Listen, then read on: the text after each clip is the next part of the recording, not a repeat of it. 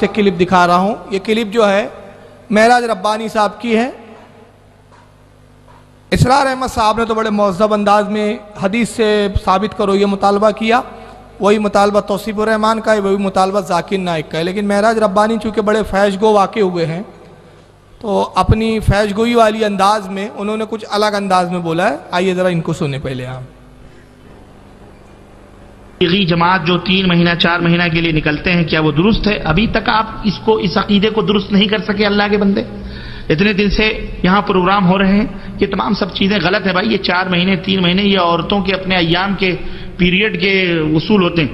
3 مہینے حیض کے, ان کے طلاق کے بعد, 4 مہینے مرنے کے بعد شوہر کے, یہ سب اسلام کے اندر نہیں ہے. 3 مہینے اللہ تعالیٰ آپ کو جتنی توفیق دے 1 گھنٹے 2 گھنٹے کی, اللہ کے دین کی بات لوگوں تک پہنچائیں.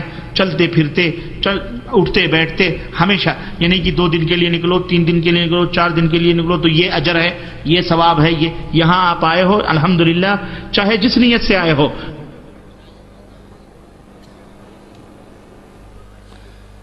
بہرحال معراج ربانی صاحب نے کیا مثال دی, وہ عورتوں کے آپ نے سن لیا.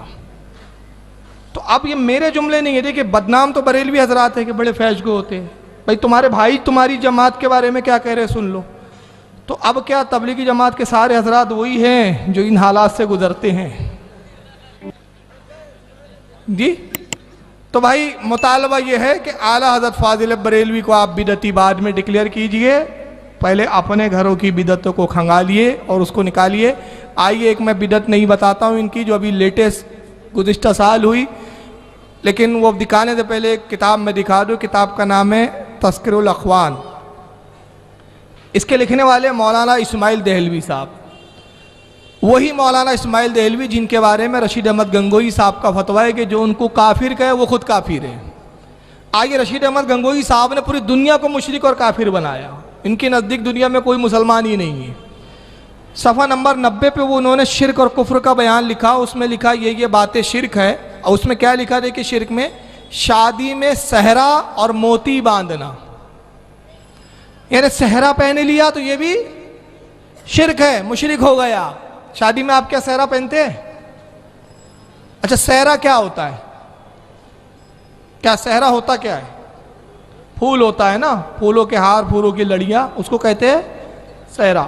وہ آپ نے پہن لیا, مشرک ہو گئے. آئیے مولانا اشرف علی تھانوی صاحب حکیم الامت نے بہشتی زیور صفحہ 34 حصہ اول شرک و کفر کا بیان, اس میں بھی انہوں نے لکھا کہ یہ باتیں کفر ہے. اسی میں لکھتے ہیں صحرا باندھنا. صحرا باندھنا بھی انہوں نے کس کھانے میں ڈالا ہے؟ شرک کے کھانے میں. اب ایک چھوٹا سا مطالبہ ہے. سوال یہ ہے کہ شرک کی تعریف کیا ہے؟ شرک کی تعریف وہ کام جو اللہ کے لائق ہے, اللہ کی عبادت کے لائق ہے, غیر اللہ کے لیے کرنا وہ شرک ہے. معبود سمجھ کے کسی کو پوجنا, کسی کی عبادت کرنا شرک ہے. اب یہ بتائیے صحرا پہننا عبادت ہے, نیکی کا کام ہے؟ مگر دیکھیں کتنی عجیب عقل ہے حکیم الامت صاحب کی اور مولانا اسماعیل دہلوی صاحب کی. صحرا پہننے کو شرک کے کھانے میں ڈال دیا. بلکہ اسی تذکر الاخوان میں ایک جگہ لکھا سیوئی کھانا بھی شرک ہے. عید کے دن آپ نے سیوئی کھا لی, مشرک ہو گیا. یعنی ان کے نزدیک اللہ تعالیٰ صحرا پہنے ہوئے ہے اور سیوئی بھی کھاتا ہے. آپ نے کھایا, اللہ کی ذات میں شریک ہو گئے. صحرا پہننا اللہ کی شان ہے ان کے نزدیک, معاذ اللہ. آپ نے پہن لیا, گویا اللہ کی شان آپ نے اختیار کر لی, تو آپ مشرک ہو گئے. بڑا عجیب معاملہ ہے. حالانکہ دیکھیے اعلیٰ حضرت کا مذہب اعتدال, الزام اعلیٰ حضرت پر لگا رہے ہیں کہ بدعتی ہے, مگر اعلیٰ حضرت کا مسلک جتنا اعتدال والا مسلک ہے, روئے زمین پر اس وقت کوئی مسلک نہیں ہے. اعلیٰ حضرت نے ایک رسالہ لکھا جس کا نام ہے ہادی الناس فی رسوم الاعراس. اس کتاب میں یہ شادی کے رسوم پر کتاب ہے. ایک سوال پوچھا گیا اعلیٰ سے کہ صحرا پہننا کیسا ہے. تھانوی صاحب سے پوچھا, تھانوی صاحب نے جواب دیا شرک. رشید اشرف علی اسماعیل دہلوی صاحب نے جواب دیا شرک. مگر اعلیٰ حضرت کا اعتدال کا فتویٰ, کیونکہ اعلیٰ حضرت مفتی تھے, یہ مفت خور تھے. مفت خور اور ہوتا ہے, مفتی اور ہوتا ہے, وہ ہر چیز پہ نظر رکھتا ہے. تو اعلیٰ حضرت کیا فرماتے جواب میں؟ پوچھا کہ صحرا پہننا کیسا؟ ارشاد فرمایا دنیاوی رسمیں کی تو کیا, نہ کی تو کیا. ایک دنیاوی رسم ہے, تہذیب ہے, تمدن ہے, کلچر کا حصہ ہے, مذہب سے اس کا کوئی تعلق نہیں ہے. مذہب ایک الگ چیز ہے, کلچر ایک الگ چیز ہے. جہاں کے کلچر میں, ہر کلچر میں نہیں پایا جاتا. عرب میں نہیں ہے دستور, ہندوستان میں دستور ہے, پاکستان میں کا دنیاوی رسم ہے. کی تو کیا, نہ کی تو کیا. فرمایا جو اس کے پہننے کو برا جانے, پہننے والے کو لان تان کرے, بدعتی کہے, وہ نیرا جاہل گمراہ بدین ہے. اور فرمایا جو اس کو پہننا ضروری جانے, سمجھے کہ جب تک پہنے گا نہیں تو نکاح ہی نہیں ہوگا, پہننا ہی پڑے گا, تو اللہ فرماتے وہ بھی جاہل ہے. ایک رسم ہے, آپ کو اچھا لگتا ہے پہن لیجئے, نہیں لگتا مت پہنیے. یہ ہے اعتدال کا فتویٰ. لیکن ان کے ہاں صحرا پہننا شرک. اب اس کو یاد رکھیے, صحرا پہننا شرک. اب صحرا ہے کیا؟ پہلے آئیے لغت میں اس کی تعریف دیکھ لیں صحرے کی. یہ فیروز اللغات, اردو کی معتبر ڈکشنری. فیروز اللغات کے اندر صحرے کے بارے میں جو لکھا گیا, صحرا پھولوں یا موتیوں کی لڑیاں جو ایک ڈورے میں باندھ کر دلہا دلہن کے سر پر سے چہرے پر لٹکائی جاتی ہے. لغت میں صحرا کسے کہا گیا؟ پھولوں کی لڑیاں جو دولہا اور دلہن کے چہرے کے سامنے لٹکائی جاتی ہے. فیروز اللغات کے بعد آئیے دوسری لغت دیکھتے ہیں. یہ ہے جہانگیر اردو لغت, یہ بھی اردو کی معتبر لغت میں. اس میں بھی صحرے کے معنی کیا دیے؟ مکھٹ, تاج, پھولوں یا موتیوں کی لڑیوں کا نقاب جو دولہے کے سر پر باندھا جاتا ہے. یعنی پھولوں کی لڑیاں جو سر پہ باندھی جائے, پہنی جائے, استعمال کی جائے, وہ ہے صحرا. حرم کے امام دیوبند پہنچے, یعنی آج سے کچھ عرصہ پہلے, تقریباً 1-1.5 سال ہو گیا. آپ تعجب کریں گے, وہی دیوبندی حضرات, وہی تبلیغی جماعت سنی صحرا پہنے تو مشرک کہنے سے باز نہیں آتے. کتابوں میں ان کے مولویوں نے صاف لکھ دیا ہے کہ صحرا پہننا شرک ہے. مگر جب حرم کا امام پہنچا, چونکہ اس کی ریالوں کی ان کو ضرورت ہے, ان کی ریال کے ٹکڑوں پر ان کی جماعت چل رہی تھی اب تک, حالانکہ اب وہاں سے بائیکاٹ ہو گیا ہے. اس کو راضی کرنے کے لیے انہوں نے اس کا بڑا شاندار استقبال کیا. اخبارات میں رپورٹ آئی, میں اخبار کی بھی جھلکیاں دکھاؤں گا, ویڈیو کلپیں بھی دکھاؤں گا. آپ تعجب کریں گے, جن کے نزدیک شادی کے دن, انسان کی زندگی میں شادی سے بڑھ کر کوئی خوشی کا دن نہیں ہوتا, اگر وہ خوشی کے دن صحرا پہن لے تو مشرک ہو جائے. مگر حرم کے امام کے لیے انہوں نے ہیلی کاپٹر سے پھولوں کی بارش کی, اور اس کو اتنے گلاب کے ہار پہنائے کہ اس کا صورت, اس کا چہرہ نظر نہیں آ رہا تھا. تب ان کو نہ اشرف علی تھانوی صاحب کی بہشتی زیور یاد آئی, نہ مولوی اسماعیل دہلوی صاحب کی تذکر الاخوان ان کو یاد آئی. آئیے ذرا وہ جھلکیاں دیکھیں. دیوبند کا دور, الشیخ ارشد مدنی, صاحب الفضیلہ الشیخ ابو القاسم النعمانی. یہ اخبار تھوڑا سا پروجیکٹر دھندلا ہے, انشاءاللہ ویڈیو میں آپ کو کلیئر نظر آئیں گی. یہ نوائے وقت اخبار ہے پاکستان کا. اس میں خبر چھپی, آپ وہ جو انڈر لائن کیا ہے میرے ہاتھ کا دیکھ رہے ہوں گا, آپ کو پڑھنے میں شاید مشکل جائیں گی کیونکہ بہت باریک ہے. انشاءاللہ ویڈیو میں کلیئر آئیں گی. اس میں کیا لکھا ہے آپ تعجب کریں گے. جس کار میں حرم کا یہ امام بیٹھا ہوا تھا, اس کار کو سارے دیوبندی مولاؤں نے بوسے دیے, چما چاٹی کی اس کی.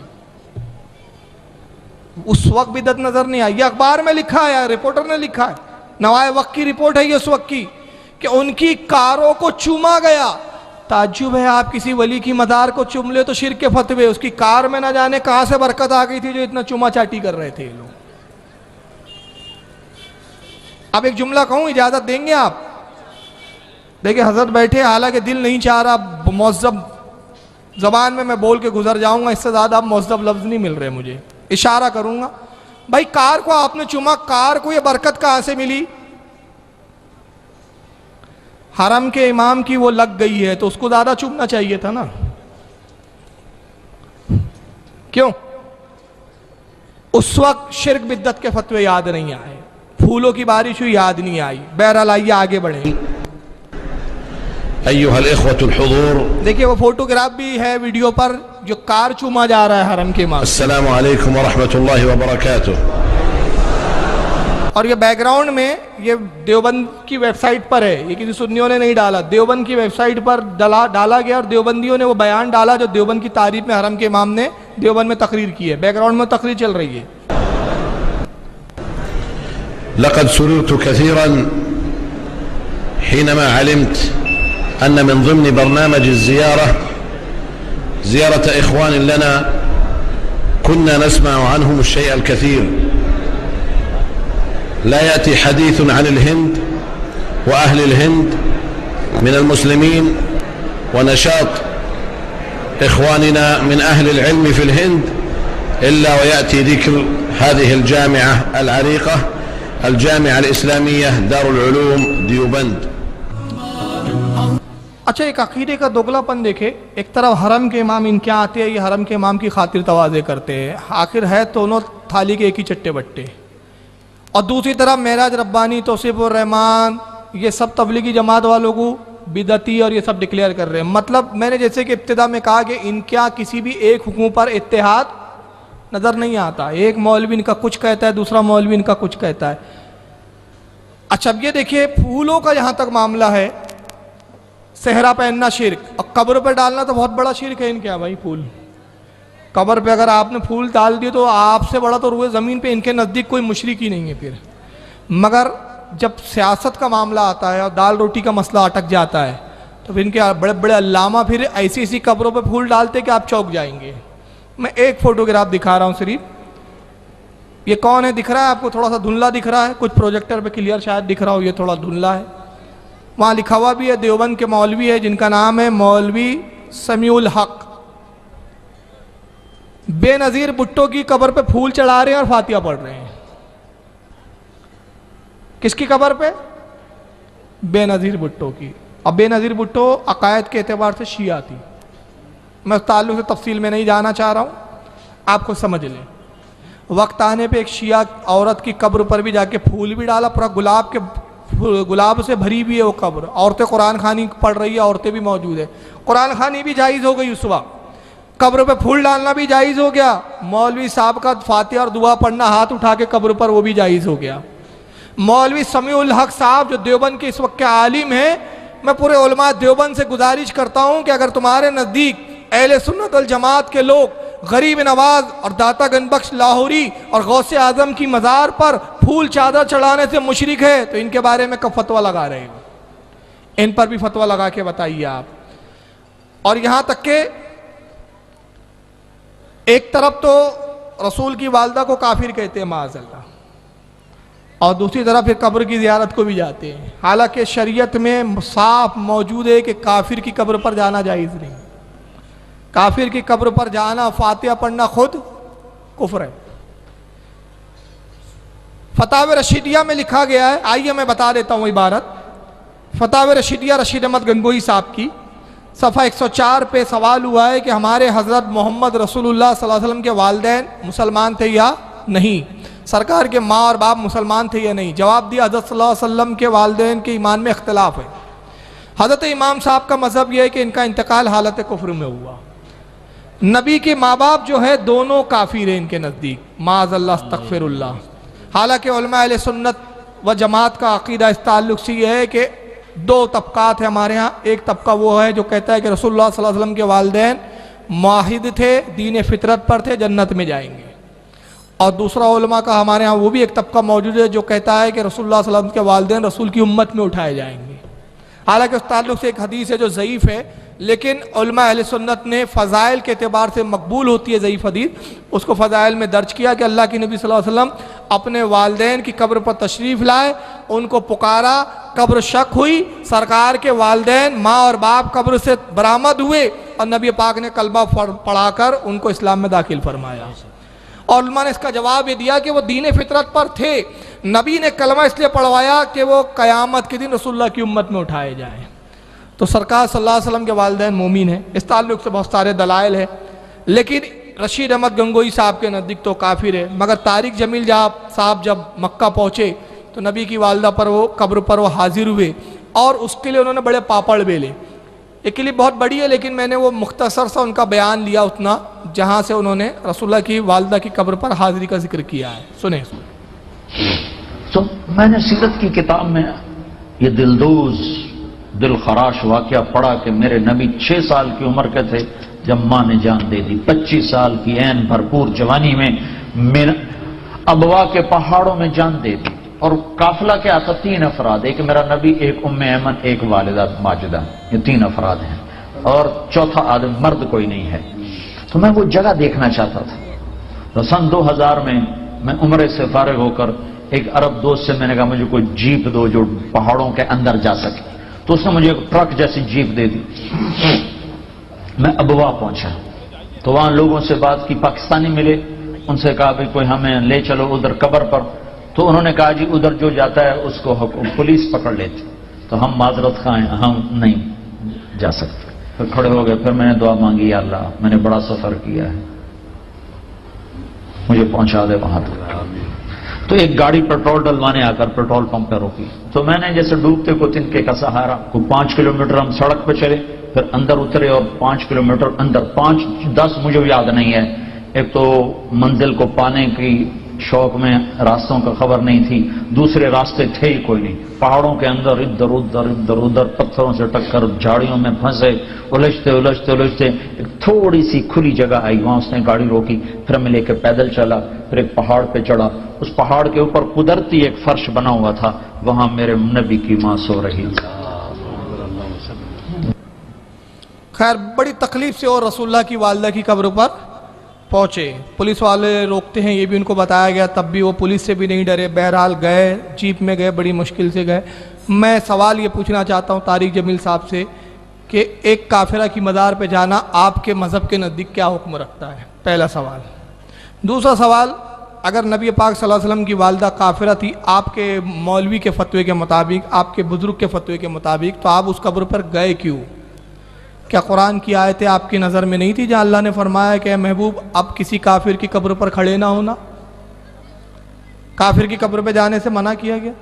اور اگر آپ کے نزدیک وہ مومن ہیں تبھی آپ قبر پر گئے, تو رشید احمد گنگوہی صاحب کے بارے میں آپ کا کیا حکم ہے جو رسول اللہ کے والدین کو کافر کہہ رہے ہیں؟